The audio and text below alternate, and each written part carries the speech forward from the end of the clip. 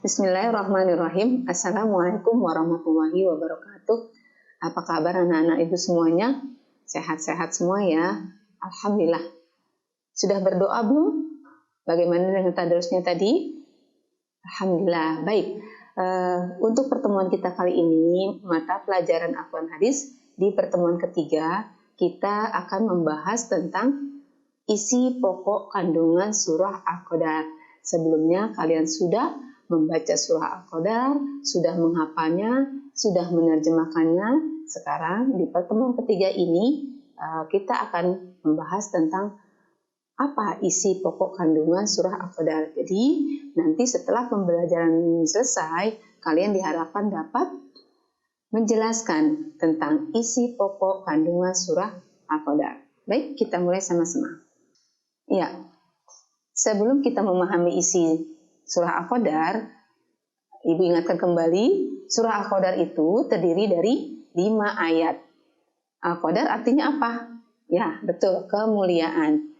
Surah Al-Qadar diturunkan sesudah surah Abasa, tergolong surah Makkiyah karena diturunkannya sebelum Rasulullah hijrah ke Madinah. Dan surah Al-Qadar ini merupakan urutan surah yang ke-97 di dalam Al-Quran.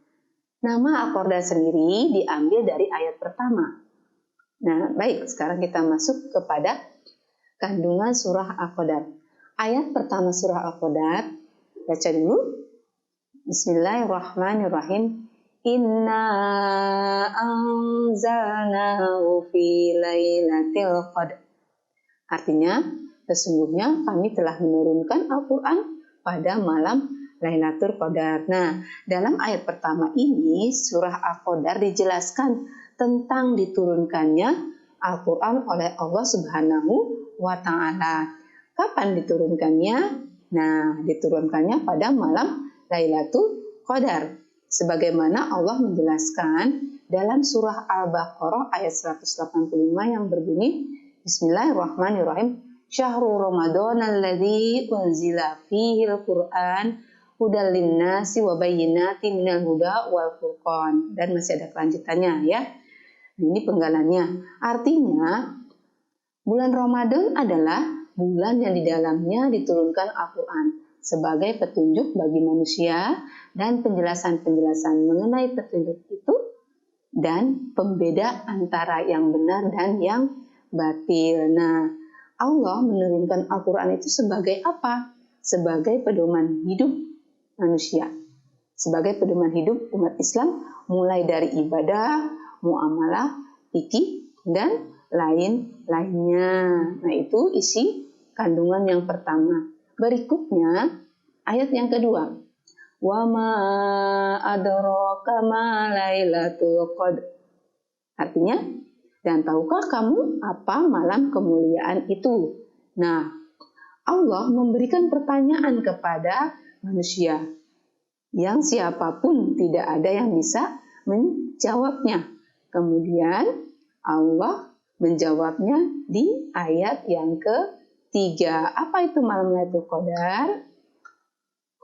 Nah, di ayat ketiga dijelaskan Lailatul Qadari khairum min alfi syahr. Malam kemuliaan itu lebih baik daripada 1000 bulan. Maksudnya apa?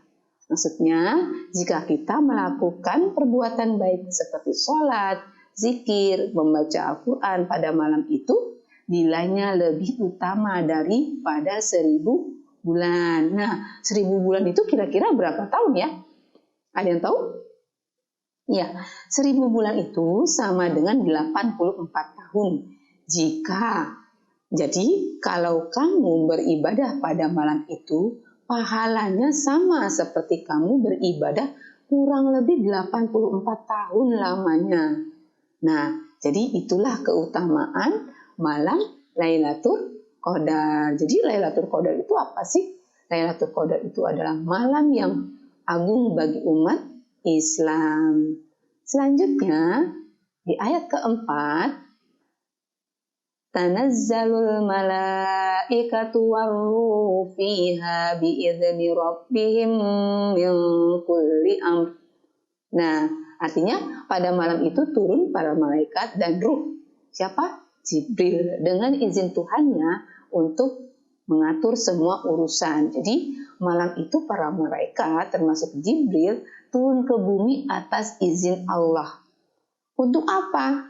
Nah, malaikat turun ke bumi untuk membawa keberkahan, kedamaian, dan keselamatan, termasuk mendoakan orang-orang yang beribadah pada malam itu. Lalu bagaimana caranya agar kita mendapatkan Lailatul Qadar? Nah, Rasulullah memberikan tuntunan kepada kita agar kita mendapatkan Lailatul Qadar, yaitu dengan apa? Ya, betul, dengan melakukan itikaf.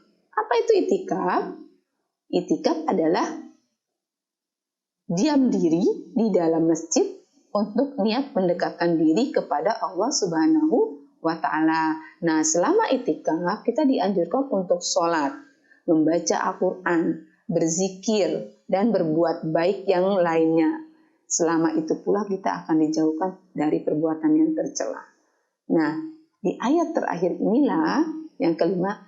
Nah, ayat terakhir, salamun hiya hatta matla'il fajr. Artinya, sejahteralah malam itu sampai terbit fajar. Jadi, dimulainya sejak Isya ya pada bulan Ramadan karena surat pertama kali turun Al-Quran itu pada bulan Ramadan ya. Mulai dari Isya sampai dengan terbit fajar itu waktu-waktu yang utama di malam Lailatul Qadar. Nah, jadi apa kesimpulannya dari isi kandungan surah Al-Qadar ini?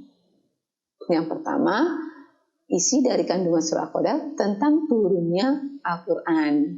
Betapa mulianya malam Lailatul Qadar dan malaikat diturunkan oleh Allah untuk melaksanakan tugasnya. Akhir, kedamaian dan kesejahteraan sampai terbit fajar. Nah, itulah isi kandungan dari surah Al-Qadar.